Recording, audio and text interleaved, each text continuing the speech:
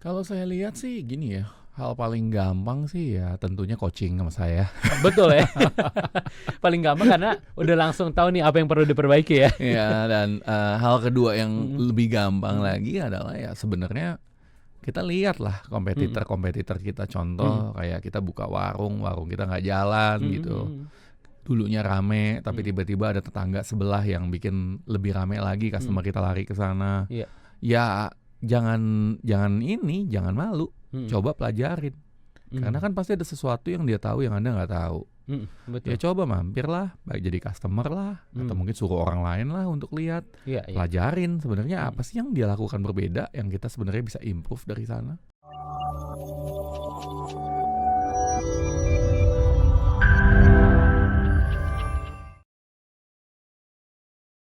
Ini juga kalau ngomongin soal tadi bagaimana representatif. Komunikasinya misalnya baik nih coach Mm-mm. untuk bisa menyampaikan produknya bagus nih, punya keunggulannya A, B, C dan D gitu. Tadi juga salah satu yang penting adalah bagaimana kita punya gestur, punya body language. Betul. Karena badan kita kan berbicara ya coach Yes. sama lawan bicara kita. Nah, ini juga gimana body language nih kadang jadi satu tantangan bagi para sales untuk bisa ngatur. Ngomongnya bisa diapalin coach. Lalu materi-materinya bisa dipelajari. Tapi kadang groginya ini susah nih.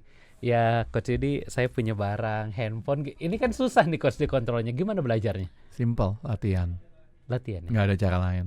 Satu-satunya latihan. Satu-satunya. Latihannya gimana coach? Latihannya praktis. Latihan di mirror kek, di kaca kek, ya kan? Oh oke. Atau ya sebagai contoh, kalau contoh deh simple. Kita pengen jualan sesuatu ya.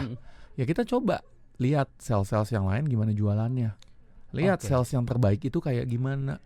Ya kan? Terus kita tinggal copy loh. Nah tapi takut coach, beberapa orang ada yang bilang takut nanti kalau diikutin dia, takut dibilangnya ngikut-ngikut lagi. Ya saya sih lebih takut lapar daripada ngikut-ngikut. Bener ya, daripada dicap ngikut-ngikut nggak apa-apa daripada lapar ya coach ya. Iya betul. Buat saya kalau memang Iya. Anda masih banyak pilihan, dalam arti kata pilihan untuk takut, pilihan untuk diem, ya berarti hidup Anda masih keenakan. Iya bener. Iya, kalau kita udah memang di satu sisi ya kita mesti ya 100% ya be somebody yang fearless lah. Betul. Coba aja dulu ya coach ya. Coba Karena maksa kita- diri sih, terkadang kita harus maksa. Oh iya bener ya, nggak cukup hanya niat tapi harus dipaksa kadang ya. Iya, itu pahitnya kayak gitu ya. Itu poin betul. Nah coach, mungkin juga untuk para pengusaha nih coach, udah banyak mencoba berbagai cara di tahun 2025 ini. Saya udah coba masuk ke dunia digital, udah coba untuk membuat konten. Dia juga sudah coba misalnya bagaimana melakukan telemarketing misalnya untuk bisa meningkatkan sales mereka. Nah, buat para brand-brand yang eksisnya sudah lama, ini kan perlu adaptasi yang jauh lebih extra miles ya dibandingkan dengan brand yang baru aja launching udah langsung adaptasi dengan keadaan market yang seperti ini. Buat UMKM mungkin yang udah lama nih eksis di pasar dan mereka pengen meningkatkan sales mereka supaya jadi super sales di tahun 2025 ini. Apa yang perlu diperhatikan coach? Kalau saya lihat sih gini ya, hal paling gampang sih ya tentunya coaching sama saya. Betul ya. Paling gampang karena udah langsung tahu nih apa yang perlu diperbaiki ya. Ya, dan hal kedua yang lebih gampang lagi adalah ya sebenarnya kita lihat lah kompetitor kita, contoh kayak kita buka warung kita nggak jalan gitu. Dulunya rame, tapi tiba-tiba ada tetangga sebelah yang bikin lebih rame lagi, customer kita lari ke sana. Iya. Ya jangan malu, coba pelajarin. Karena kan pasti ada sesuatu yang dia tahu yang Anda nggak tahu. Betul. Ya coba mampir lah, baik jadi customer lah, atau mungkin suruh orang lain lah untuk lihat, Iya. pelajarin sebenarnya apa sih yang dia lakukan berbeda, yang kita sebenarnya bisa improve dari sana. As simple as that sih. Iya. Tapi kalau ngomongin soal sales juga biasanya ngomongin soal angka coach. Betul. Ini selalu bahas hitam di atas putih angkanya berapa. Sales yang dinilai cukup bertumbuh sebenarnya kenaikan seperti apa sih? Apakah di atas 20% baru salesnya bertumbuh atau ada standar-standar tertentu atau seperti apa biasanya kita mengukurnya? Kalau saya sih ngukurnya dari industri standar ya, simple dan juga lihat situasi. Jadi industri standar yang lagi emerging pasti beda sama industri standar yang udah fix gitu contohnya. Betul. Ya kan, kalau kita dalam arti kata contoh brand mie instan tertentu. nggak mungkin lah kita bisa expect like growing, ngomongnya contoh 20% per tahun itu cukup sangat-sangat tinggi. Ya manusianya yang mana lagi gitu loh, iya. orang udah Bener, sampai bener. hampir seluruh dunia, ya kan. Kalau contoh kayak minuman karbonasi gitu Iya, kan iya, yang iya. udah terkenal banget. Betul. Ya gimana growing 20%, orang udah nyampe dari apa? Dari dulu ya. Dari dulu, ya Iya. kan. Tapi kalau jadi selain industri standar, ya kita juga harus lihat juga dari populasi yang udah kita reach. Oke. Ya, so nggak ada yang namanya fix sales itu yang bagus itu kayak gimana sih sebenarnya, angkanya growingnya kayak gimana sih. Dan hal selanjutnya kita harus lihat adalah situasi. Oke. Jadi contoh pas zaman COVID 2020 itu kan special situation. Betul. Kita bisa bertahan pun juga udah Udah terima bagus kasih, banget udah ya. bagus Iya. banget. Iya. Jadi ada beberapa faktor yang kita harus lidikin gitu loh. Ini kalau ngomongin soal sales, ngomongin angka, biasanya nggak jauh-jauh salesman ini punya namanya KPI, Coach. KPI ini Betul. gimana supaya bisa salesnya tercapai, bisa jadi super sales di tahun 2025 ini. Tapi seringkali kita bingung nentuin KPI buat para salesman, sales girls kita seperti apa. Bagaimana sebenarnya bagi para pengusaha menentukan KPI ini, Coach?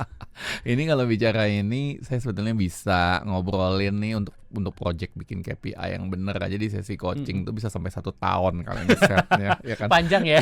Tapi tapi simpelnya sih kalau pengen bikin yang bener ya, itu sebenarnya mesti dimulai dari visi perusahaan. KPI itu harus ditarik dari strategi juga, ya kan? Cuman kalau bicara tentang KPI standar ya biasanya KPI standar dari sales apa sih? Ya profit. Iya. Kalau nggak omset, biasanya begitu. Ibu Sarah di Bekasi, selamat malam Ibu Sarah. Ini menanyakan, katanya apakah benar Coach Yudi, seorang sales ini harus berhati baja, bermuka tebal katanya ya? Hati baja tapi jangan hati hitam ya. Baja boleh asal jangan hitam ya. Boleh ya Iya, gitu. Tapi kenapa sih sebenarnya seorang sales ini harus punya hati baja, Coach? Karena sales itu harus menikmati penolakan. Oke. Menikmati penolakan dan menerima penolakan itu sebagai suatu proses pembentukan diri untuk menjadi lebih baik. Karena nggak ada sales yang begitu nawarin langsung oke, achieve semua gitu, nggak ada ya. Dan terutama dari awal ya, terutama untuk sales yang memang masih merangkak dari awal. Kecuali kalau Anda memang ya sudah terkenal di industri Anda salah satu sales yang terbaik, knowledgeable banget gitu. Sebagai salah satu contoh, saya tahu ada sales yang khusus jualan rumput golf.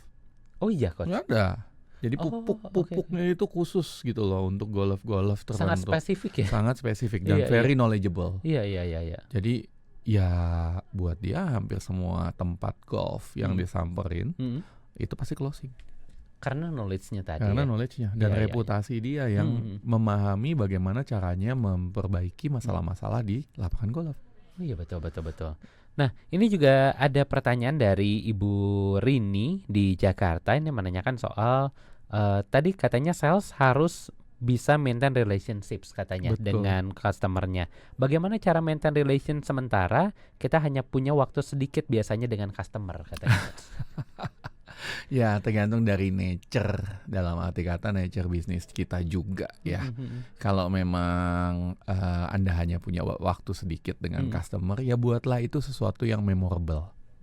Ya, jadi penting untuk membuat customer itu memorable sama kita. Contoh simpel deh, kita anggap saya kasih settingan di restoran lah ya. Kita punya kedai gitu, ya kan. Simpel aja, Anda kasih aja bonus permen. Oh, oke. Ya kan? Benar ya. Dan ya, kasih komplimen gitu. Kebetulan contoh kayak saya datang ke tempat Anda gitu ya. Saya bawa anak. Anda bisa aja datang ke sana sebagai sales, contohnya Bu, aduh anaknya lucu banget, kasih permen 1 atau 2. Iya, betul. Itu kan memorable langsung. Iya. Ya kan, Bu boleh tahu nama anaknya siapa? Langsung instan rapor. Iya, benar. Jadi kita nggak usah terlalu berpikir hal-hal yang ribet gitu untuk sesuatu yang sebenarnya nggak terlalu sulit, tapi harus dijalanin. Iya. Dan selalu cari sesuatu yang murah dan biasa di sesi coaching saya juga ngajarin hal-hal yang praktikal aja lah, nggak usah terlalu banyak teori. Betul. Tapi coach, ini dalam komunikasi kita kan harus bisa engage gitu ya dengan lawan bicara kita. Dan juga nggak punya banyak waktu kadang dengan customer seperti kata Bu Rini tadi untuk bisa tahu kira-kira customer ini pengennya apa ya, yang dia suka apa ya, yang jadi interest dia apa. Nah ini gimana sih sebenarnya Coach untuk kita bisa melakukan komunikasi dengan baik? Nah, kalau Anda mau untuk langsung bisa bikin instan rapor ya, Mhm. Anda belajar baca wajah lah. Jadi langsung lihat wajahnya tahu, oh ini orang dia lebih memilih untuk bicara. Oh oke. Ya, sebagai contoh kan tadi kita udah ngobrol Iya ya. iya betul betul Heeh. betul. Ada beberapa orang yang lebih memilih untuk bicara daripada ngedengerin kita. Mhm. Karena kalau kita nggak membiarkan dia bicara, kita nggak membiarkan dia bertanya, dia nggak bakal beli, Nggak akan closing ya? nggak bakal closing. Dan itu dilihat dari bentuk bibirnya, Oke. contohnya. Atau ada orang yang tertentu yang perlu mengerti prosedurnya, Oh oke. ya kan? Dan itu kita bisa lihat dari bentuk jidatnya atau bentuk Oh, kepalanya. Oh, berarti dia step by step nih, dia harus diterangin Oh dulu. sampai sedetail itu ya? Iya. Atau ada beberapa orang yang terkadang maunya langsung tahu to the point aja, ujungnya apa sih? Oh iya benar-benar. Diterangin terlalu lama. Terkadang ada beberapa sales, ya saya nggak sebut sales apa ya, Iya. kesehatan atau apa gitu, yang kepanjangan gitu ngomongnya, ya kan? Kayak kok nerangin satu hal aja setengah jam, ya memang sih prosedurnya begitu, SOP-nya Begitu. seperti itu, ya kan? Tetapi kan beberapa orang nggak membutuhkan informasi sedemikian banyak.